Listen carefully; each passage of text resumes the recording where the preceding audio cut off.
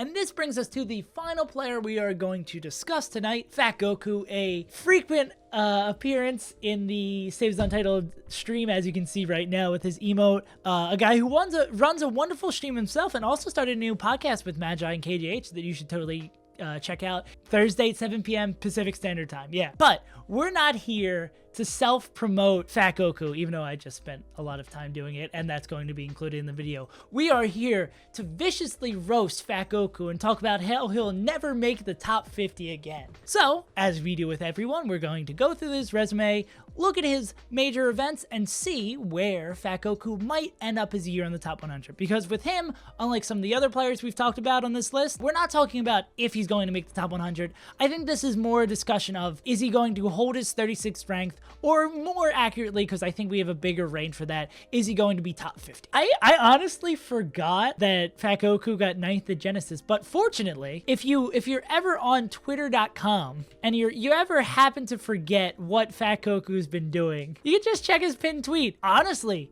it's a hell of a run, losing to Triff and Ginger, 2 top 20 players, beating Toussaint, Chudat, Duck, Rishi, which the ranks, Duck's 19th is going to be lower, but still, that's Duck's Samus, so that's really, really good. Chudat is probably going to be top 30. Rishi is probably going to be top 50. Toussaint's going to be top 50. Like, as we continue down to fight for SoCal 4, we're framing this in a different light. It's a different kind of discussion than we've had before. Hugs is probably not making top 50, which is kind of the aim we're looking for to discuss for FatGoku, so we're going to highlight that as a bad loss. Coming down to Fight Pit, beating Slug is probably not highlight worthy, especially when we're highlighting these. I can get rid of the Hi-Fi. Hi-Fi snuck the way in there. Slug won, no Johns. I believe he eliminated Kem, he eliminated Stango, eliminated Panos. He had a hell of a run after losing to Bones. So Slug, notable win, not highlightable win, especially because Slug isn't on the ballot for the season right now. And then we have the Cactuar loss. Cactuar definitely has been a good player for a while, but we moved down,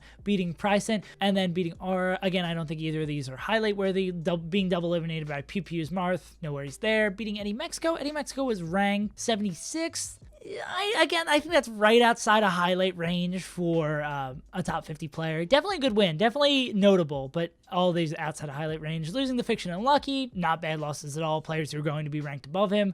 Winning an event, beating NMW twice, and Bladewise, where was he? 44 on 2018. I think very easily FatGoku's worst event for the year, losing to John Wick and Hugs. John Wick, I believe, is, without me checking my reference, is an Arizona Marth from AZ.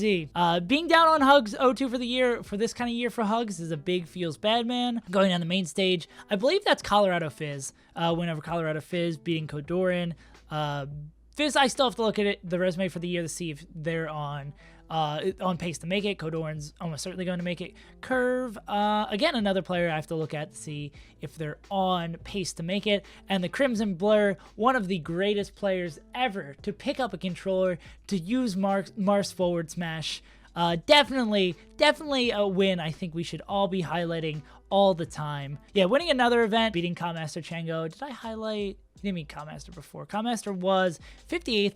Yeah, I think we can give like a light highlight to the Commaster win. Finishing off the year, picking up another like padding wins, and losing the Sparker Magi. I'd say probably the Magi loss is a bad one we can highlight. So, looking at this resume comprehensively, is FatGoku a player who makes the top 50? So I think this is a question I might have to shelve for like it would probably going to be like in a couple of days where we have this discussion and I'll have all the data in front of me and be able to give a better answer. Does FatGoku have a resume that could potentially get him into the top 50? I think absolutely. This event is incredible and generally pretty good consistency going through the year, winning 2 of these bigger regional events, being #1 in his region.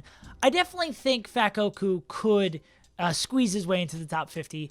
36, I feel like 36 probably, FatGoku's probably going to fall a little bit from 36 based on like first half of the year, because it would have been like the Mango might have been the last event that was considered for the resume. Like these, when we take, like if this is 36, like this is 36, and then we add these tournaments together, I think these tournaments are a negative bring down from the 36, despite having the Crimson Blur win. You are right, Draxed. FatGoku's a good player. FatGoku's definitely in the conversation for top 50. I think he might be able to make it. I'm not willing to give a full SaveAsUntitled stamp of approval to do that, but I think that ends our our discussion on FatGoku and ends our night of talking about Melee resumes for yet another long night of talking Melee that there's going to be many of them in the coming weeks in ballot season.